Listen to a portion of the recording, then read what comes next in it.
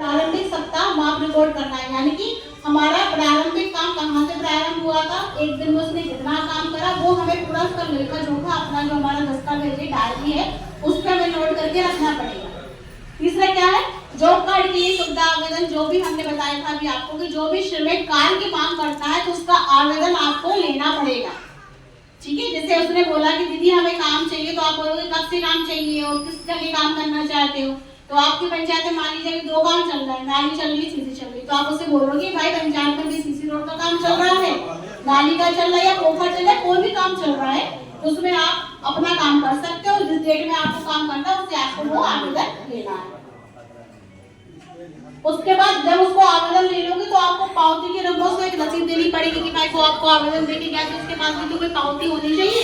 तो उसमें आप लिख के दोगे कि हमने इनको इस दिनांक से इस स्थान पर आने के लिए इनको हमने इनका आवेदन।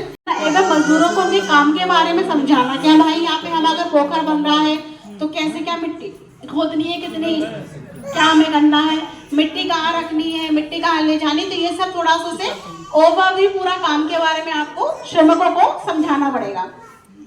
यानी कि एक तरीके से आपका श्रमिकों को सुपरविजन का काम है, श्रमिकों की देखभाल सुपरविजन का काम आपका है। और हमें जो भी मेट हमारे वहाँ पे श्रमिक लगे हैं एमएमएस के माध्यम से हमें उनकी प्रति दिवस उनकी हमें अटेंडेंस लेनी है। हाँ, मेन काम आपका यही कि हमें उनकी प्रति दिवस एमएमएस के माध्यम से हमें उनकी उपस्थिति दर्ज करनी है।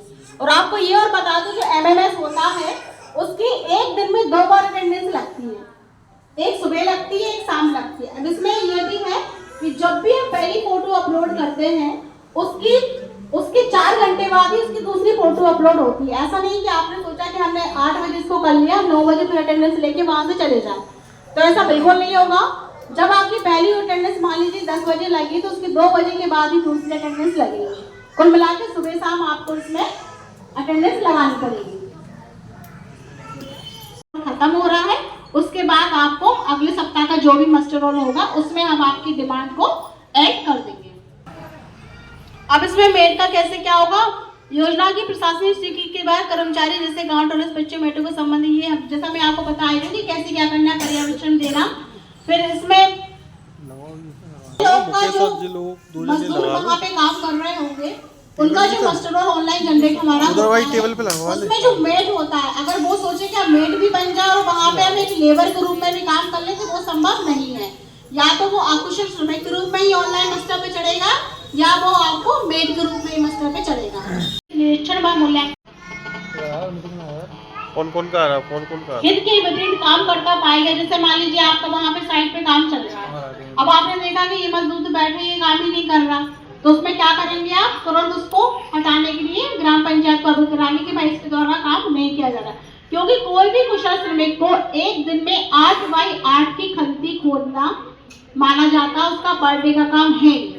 अगर कोई व्यक्ति है जो अगर 8 बाई 8 की खंती नहीं खोद पा रहा है तो उसको हम उसके 221 में रुपए काट के ही भुगतान करेंगे। शासन का जो निर्देश है कि हमें किसी भी पंचायत में एक दिन की मजदूरी के रूप में 8 बाई 8 खंती खुदवा के उसको 221 रुपए का भुगतान किया जाना है। अगर आपको ऐसा लगता है कि कोई व्यक्ति बिल्कुल ही काम नहीं कर पा रहा है, बैठा है, तो उसको हम उस हिसाब से उस दर से उसका भुगतान नहीं होगा। दूसरा, अगर हमारी साइड में कोई विकलांग व्यक्ति है तो उसको हम क्या करेंगे, हम उसको कैसे व्यवस्थित करेंगे, बताएगा कोई? मान लीजिए आप काम कर रहे हैं, वहाँ पे कोई ऐसा भी व्यक्ति है जो विकलांग ही चल फिर नहीं पा रहा या लंगड़ा के चलता है, किसी उसके सहारे छड़ी वगैरह का सहारा लेके चलता है, तो उसको हम कैसे काम देंगे? अगर हमारे पास ऐसा कोई व्यक्ति आता है तो उसको हम क्या करेंगे, पानी पिलाने के काम में लगाएंगे। क्या करेंगे, मजदूरों को पानी पिलाने के काम में लगाएंगे, क्योंकि वो विकलांग है, वो खंती तो खोद नहीं सकता है, मजदूर उठा के तसला तो डाल नहीं सकता है, तो इसको क्या करेंगे, जो हमारे यहाँ पे पानी पिलाने का काम है तो उसको विकलांग को हम पानी पिलाने के काम में लगाएंगे और उसका भी अकुशल श्रमिक के रूप में 221 रुपए का भुगतान करेंगे। पानी पिलाने के काम में लगा सकते हैं। मान लीजिए जो महिलाएं श्रमिक हैं, उनके छोटे छोटे बच्चे हैं, उनकी देख रेख के काम में भी लगा सकते हैं कि भाई महिलाएं वहाँ पे काम कर रही है तो उनकी तुम जब तक बच्चों को देखने का काम भी करोगे, तो ये काम हम उसको विकलांग व्यक्ति को दे सकते हैं।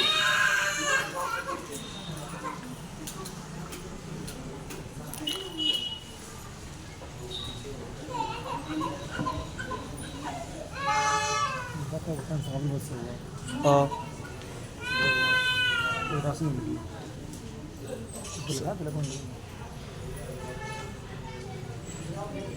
अब आपका आता है मेड का भुगतान।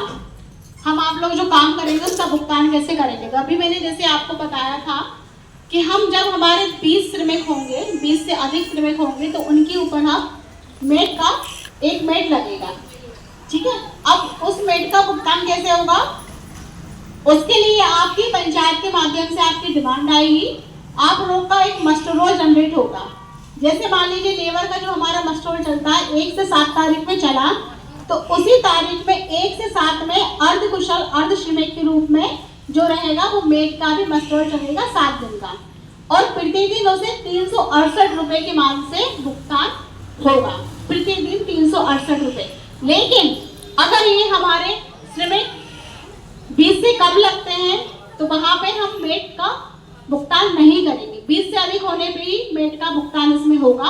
और अगर हम मान लीजिए मेड के भुगतान में 2 से या 3 हमारी छोटी छोटी परियोजनाएं चल रही हैं, उसमें अलग अलग हम लगा रहे हैं काम, तो उनका उसी समानुपातिक में ही भुगतान होगा। सबसे पहले जो भी मेड लगेगा उसकी डिमांड हमारे पास आएगी, उसका आप लोगों का अर्धकुशल का मेड का जो पंजीयन होता है मनरेगा पोर्टल पे वो अर्धकुशल के रूप में होता है, और जो कारीगर होते हैं उनका पंजीयन हमारा कुशल के रूप में होता है, और जो श्रमिक है वो हमारे अकुशल। तो आप लोग इसमें किस उसमें आते हैं श्रेणी में अर्धकुशल में। जैसे आपसे कोई आता भी है बाहर से और आपसे पूछता है कि आप लोग का पंजीयन कैसे है, तो आप लोग क्या बोलोगे, हम लोग अर्धकुशल हैं। मेड हमेशा अर्धकुशल में आता है, और मेड का हम इसमें अर्धकुशल में पंजीयन करेंगे, उसमें उसका उसी समानुपातिक के हिसाब से भुगतान होगा जितने भी लेबर हमारा चल रहा है। 20 है तो 20 के हिसाब से, अगर 40 है तो वहाँ पे 2 लेबर के हिसाब से उसका भुगतान किया जाएगा 368 रुपए प्रति दिवस के हिसाब से।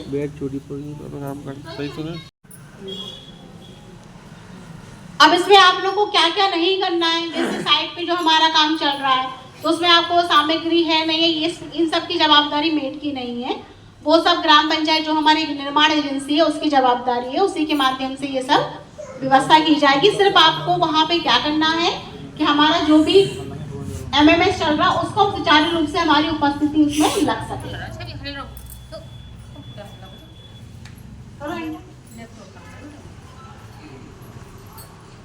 अब जैसे हमारे यहाँ बहुत सी महिलाएं मेड जो अच्छा काम करती है तो उनको महिला अंतर्राष्ट्रीय जो हमारा महिला दिवस होता है उस पर भी सम्मान किया जाता है। जैसे और आपके काम की जो भी महिला अच्छा काम करके उनकी हम सक्सेस स्टोरी भी बनाते हैं, सक्सेस स्टोरी बना के हम दिल्ली भोपाल ये सब भेजते हैं। जैसे अभी भी बहुत सी 1-2 अच्छी महिला थी जिन्होंने हमारे यहाँ मेड में अच्छा सा काम किया था, तो उनको जो भी हमारा कार्यक्रम होता है उसमें उनको सम्मान किया जाता है। अगर कोई दिव्यांगजन की जो महिला है अगर वो भी हमारे यहाँ काम करती है तो उसको भी हम और प्रोत्साहित करके उसको और काम देंगे कि भाई तुम बैठ के बच्चों को अच्छे समझ लेना।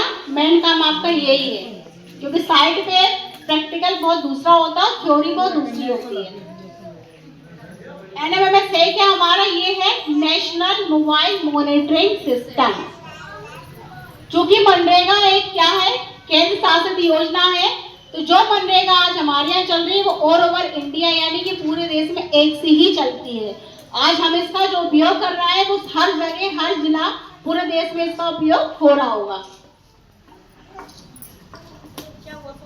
तो हो रहा है ये है मस्टर रोल जिसकी निर्देश से हम बात कर रहे हैं। जब आपके मोबाइल में एनएमएस का ऐप जब आपका ओपन हो जाएगा तो आपके पास ऐसा ही मस्टर रोल खुल के आएगा।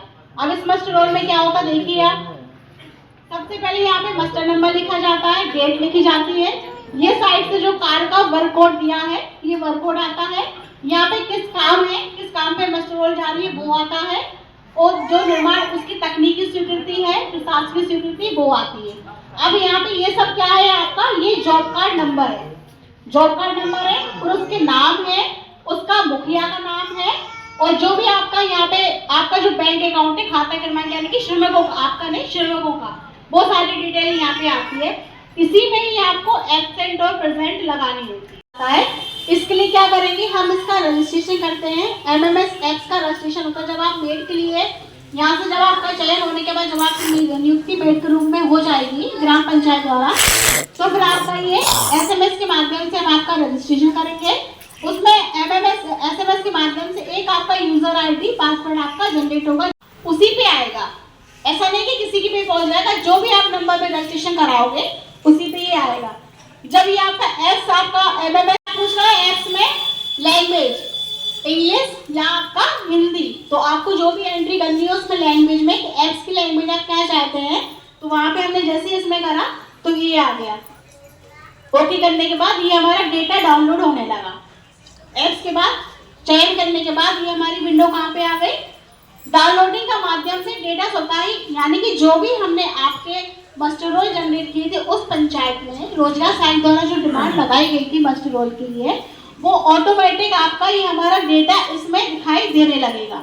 उसमें उसका फाइनेंशियल ईयर आएगा और उसमें रोल कोड डेटा, यानी कि प्रोसीड रोल कोड डेटा, जो भी इसका डेटा का कोड है, रोल कोड क्या है, वो आपका इसमें एंटर होने लगेगा। इसको हम यहाँ पर प्रोसीड करेंगे आगे। प्रोसीड करने के बाद दूसरी हमारी विंडो आ जाएगी। अब क्या ओपन आ रहा है यहाँ पे, सबसे पहले यार डेटा एंट्री। तो हम क्या कर रहे हैं, अटेंडेंस हमेशा हमारी डेटा एंट्री के माध्यम से ही ली जाएगी, ये ध्यान रखिएगा। ये हमारे पास खुल के आ रहा है। अभी हमें क्या करना है, अटेंडेंस साइड पे लेनी है। साइड पे लेंगे तभी तो हम उसका डेटा एंटर करेंगे। तो हम यहाँ पे क्या सिलेक्ट करेंगे, डेटा एंट्री। जब के बाद हमने मस्टर रोल, जब मस्टर रोल अटेंडेंस सिलेक्ट कर लेंगे तो ये हमारी पूरी विंडो यहाँ पे ओपन हो जाती है। ये यहाँ पे क्या क्या दिख रहा है, वही हमारा जो वर्क कोड है जिस पे हमारा काम चल रहा है उसका वर्क कोड आ गया। अब यहाँ पे हमारी ये देखिए, ये सारा ही हमारा, इसमें सारे लेबर के नाम आ रहे हैं, ये दिख रहा है ना। क्या है, लेटीट्यूड और लॉन्गिट्यूड। लेटीट्यूड लॉन्गिट्यूड का मतलब ये है कि कार्यस्थल में जो आपका वहाँ की जगह का लेट लॉन्ग होगा, यानी कि अक्षरांश और देशांश जिसे हम बोलते हैं। इसमें ऐसा नहीं है कि आपका साइट पे काम यहाँ चल रहा था, अटेंडेंस लेने वहाँ चली गई, ऐसा बिल्कुल नहीं है, क्योंकि ये हमेशा उस साइट का लेट लॉन्ग पकड़ता है, लेटीट्यूड और लॉन्गिट्यूड। जहाँ पे आपका काम चल रहा है वहीं से आपको अटेंडेंस लेनी पड़ेगी। जब भी आप ओपन करेंगे तो यहाँ पे देखिए सारे श्रमिकों के नाम खुल रहे हैं। अब इसमें से जैसे मान लीजिए यहाँ पे चंदन लिखा, चंदन अगर हमारा प्रेजेंट है उस दिन, तो हम क्या करेंगे, उसको दबाएंगे तो ये हमारा, ये देखिए सिलेक्ट का ऑप्शन ये हमारा ये आ गया। इसको हम जैसे ही दबाएंगे तो ये हमारा ऑटोमेटिक यहाँ पे सिलेक्ट हो जाएगा, यानी कि चंदन की अटेंडेंस हमारी लग गई है। और अगर कोई एब्सेंट है तो वहां पे हम इसको, उसकी अटेंडेंस को टिक नहीं करेंगे। ठीक है, आया समझ में कि अटेंडेंस कैसा लेना है। अब यहाँ पे जब हमने सबके अटेंडेंस मान लीजिए हमारे 20 से 22 या 25 मजदूर थे, एक एक करके हमने उनके नाम के आगे टिक कर दिया। जो प्रेजेंट थे हमने उनको प्रेजेंट कर दिया, जो एब्सेंट थे हमने उनको एब्सेंट कर दिया। फिर हम क्या करेंगे, अब हमें क्या करना है, नेक्स्ट स्टेप, उस वर्क साइट की फोटो लेनी है। जैसे जो भी मजदूर यहाँ पे काम कर रहे हैं, जैसा वो काम करते जा रहे हैं, स्पेशली उनको अटेंडेंस नहीं देना कि हाँ भाई आओ तुम्हारी फोटो खींचे, ऐसा किसी को नहीं करना है। ठीक है, जो आपका वर्क साइट पे काम चल रहा है, वर्क करते ही हमें वर्क की फोटो लेनी है। जो भी हमारा वर्क साइट पे काम चल रहा है उसकी हम क्या करेंगे, वर्क साइट पे जाके उसकी हम उसकी वर्कर की फोटो यहाँ पे हम और ली। फिर हमने जाके वर्क साइट पे उनका फोटो लिया, जो भी वर्क साइट पे हमारा काम चल रहा था। उसके बाद अब हमें क्या करना है, अब हमें डेटा को अपलोड करना है। अब तो हम नेक्स्ट बटन, जो हम जहाँ से डेटा एंट्री पे गए थे उसके नीचे हमारा दिया है अपलोडिंग डेटा। तो उस पे क्या करेंगे, हम अपलोडिंग डेटा पे हम इसको क्लिक करेंगे।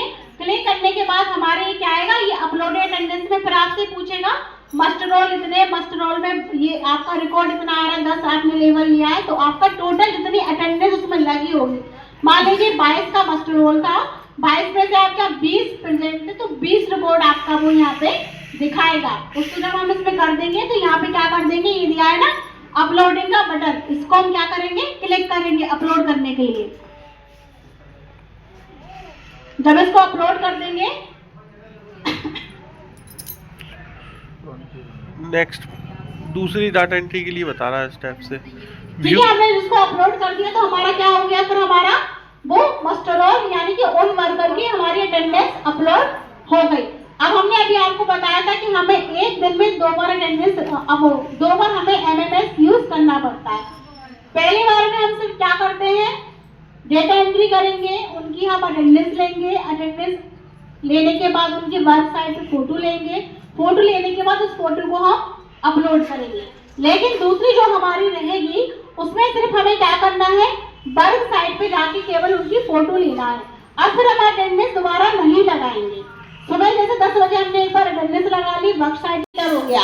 ये जो इसमें स्केल्स आती है ना, ये जो एक्स में जिसके माध्यम से हमारा लगेगा उसकी कुछ इकाई आपके पास है, जैसे कि सेंटीमीटर हम जानते हैं, मीटर हम जानते हैं, किलोग्राम जानते हैं, लीटर हम जानते हैं। लेकिन यहाँ पे एक्स किस माध्यम से गणना करता है उसके माध्यम से यहाँ पे आपको बताएगा कि हमारा CGS मीन्स क्या होगा, सेंटीमीटर होगा, FPS मीन्स क्या होगा, फीट, यानी कि कितने फीट हमारी बर्ड बनी, कितनी फीट हमारी इसकी क्या है, और MKS या SL मीन्स हमारा होगा मीटर। अब यहाँ पे मेजरमेंट टेप भी दिया, जैसा कि नॉर्मल स्केल के माध्यम से थोड़ा सा आपको बताया गया है कि कैसे क्या माप करेंगे, तो वो थोड़ा सा इसमें बताया गया है। अब यहाँ पे रूपांतर जैसे हमें करना, तो 1 फीट यानी कि 12 इंच, यानी कि अब हमें फीट को क्या करना, सेंटीमीटर में कन्वर्ट करना है। तो हम कैसे करेंगे, 1 फीट यानी कि 12 इंच, 12 इंच यानी कि हमारा 3.48 सेंटीमीटर। तो ये हमने क्या हो गया, फीट को हमने किस में चेंज कर दिया, सेंटीमीटर में हमने इसको बदल दिया। दूसरा 1 मीटर यानी कि 100 सेंटीमीटर, 100 सेंटीमीटर यानी कि 3.28 फीट, क्योंकि हमारा जो काम चलता है वो तो या तो सेंटीमीटर में चलता है, मीटर या हमारा फीट के माध्यम से चलता है। अब जैसे यहाँ पे अगर आप लोगों ने 8th भी पास की, हम यहाँ पे बात कर रहे थे, जब हम मैथ पढ़ते थे तो 8th क्लास में भी क्षेत्रफल निकालने का फॉर्मूला होता था ना कि क्षेत्रफल निकालो भाई, इसका पूरा हम क्षेत्रफल कैसे निकालेंगे, तो हम क्या करते थे, लंबाई गुणे चौड़ाई करते थे। लंबाई यानी कि उसकी लेंथ, चौड़ाई मतलब उसकी विड्थ। तो यहाँ पे उसी से मायने दिया है, यहाँ पे दिया है आपका वर्ग मीटर। तो 1 वर्ग मीटर कितना होगा, 1 फीट इंटू 1 फीट। तो हमारा क्या होगा, 1 वर्ग मीटर, 1 वर्ग metre into 1 metre is equal to 1 वर्ग मीटर। तो ये आपकी छोटी छोटी मापें दी है जो कि आपके मैथ के कार्य करते समय इसमें आपको काफी से लाभ मिलेगा। अब यहाँ पे क्या है कि जो कि हमारा जो भी काम चलता है वो कि 10.76 वर्ग मीटर, 1 वर्ग मीटर यानी कि 10.76 वर्ग फीट, फीट में हमारा ये हो गया है। फिर क्या है हमारा 1 घन मीटर कितना है, 1 घन मीटर यानी कि 35.31 घन मीटर। ये लोग थोड़ा आप लोग जो मोबाइल में नहीं फोटो खींच पा रहे हैं वो अपने पास इसको डायरी में नोट भी कर सकते हैं। लंबाई गुणे चौड़ाई गुणे ऊंचाई, यानी कि लंबाई यानी कि उसने काम में कितना लंबा करा, उसकी चौड़ाई कितनी रखी और कितने ऊंचाई तक गया। तो ये हमारा क्या है, माप निकालने की पूरी आकलन दिया है। इसकी गणना हम घन मीटर में और मीटर में इससे किस हिसाब से करेंगे, तो उसी का आपको ये बताया। तो उसको आप लोग लेने के बाद ही यहाँ से जाएंगे, अभी तो ट्रेनिंग कंटिन्यू है हमारी। अब यहाँ पे कुछ आपको आकृतियों के बारे में बताया गया, जैसे बहुत से लोग हैं जिनमें महिलाओं ने अभी साइड पे कुछ काम ही नहीं किया है, तो उनके लिए यहाँ पे थोड़ा सा आकृतियां दी गई है। जैसे ये हमारा पूरा क्या है, ये हमारी एक तरीके से ऐसे इसमें विभिन्न प्रकार की आकृतियों का मापन, विषम, चतुर्भुज वगैरह कैसे क्या होता है, ये सब उसमें पूरा दिया गया है। पढ़ने की आपको थोड़ा सा जानना जरूरी है कि अगर आपके पास कोई लेबर काम कर रहा है तो उसमें हम क्या काम करा रहे हैं, कैसी कैसी आकृतियां बनती, क्या होता है, तो उसके बारे में थोड़ा सा ये आपको बताया गया है।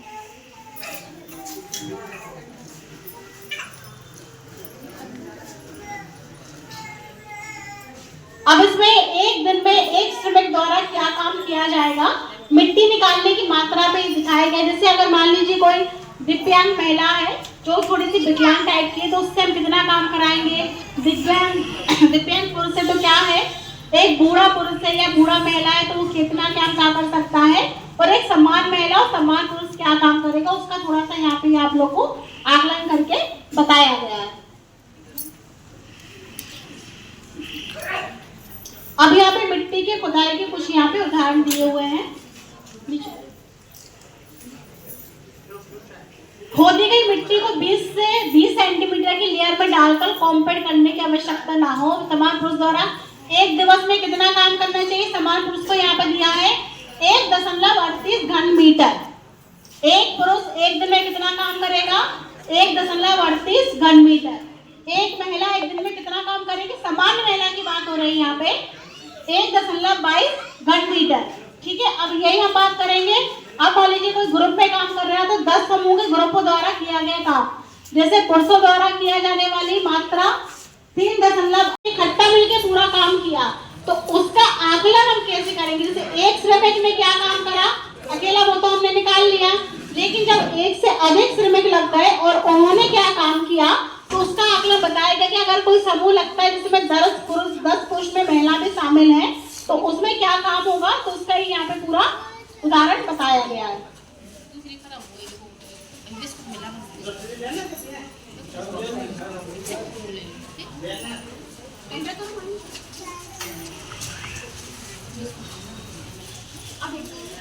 अब यहाँ पे बात हो रही है समान मिट्टी, जहाँ पे जैसे सड़क बंदी, नाला आदि का कार्य, तो अभी तो यहाँ पे अपन सिंपल देख रहे थे कि कुछ काम होगा तो कैसे होगा, लेकिन अब यहाँ पे आपको थोड़ा बहुत काम के बारे में पर्टिकुलर काम, जैसे क्या बोल रहा है वो, नाला बंधान या सड़क है तो उसमें कैसे क्या काम करेगा, पुरुष एक दिन में कितना घन मीटर खुदाई करेगा और एक महिला एक दिन में कितना घन मीटर खुदाई करना, ये सब आप लोग को इसलिए बताया जा रहा है क्योंकि वहाँ पे साइड पे आपको श्रमिकों से काम कराना है।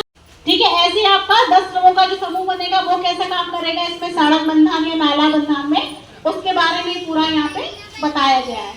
तो इसकी जानकारी जब हमें ही नहीं होगी तो फिर हम श्रमिकों को क्या बताएंगे, इसलिए आप लोगों को ये जानना बहुत जरूरी है।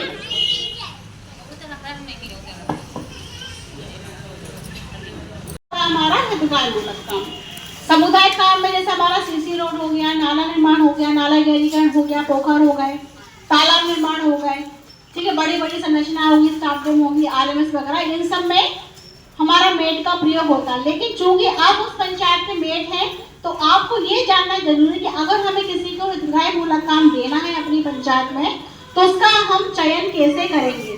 तो हितग्राहीमूलक में चयन का हमारा मापदंड क्या होना चाहिए? सबसे पहले अगर हम किसी को मान लीजिए खेत तालाब दे रहे हैं, किसी को कमलधारा कुआं दे रहे हैं, किसी को फलोद्यान दे रहे हैं, किसी को हम देवारण योजना दे रहे हैं या किसी को हम सीएनजी दे रहे हैं, मतलब अलग अलग तरीके के मनरेगा के हमारे काम होते हैं, तो उसमें हम कैसे करेंगे इनको?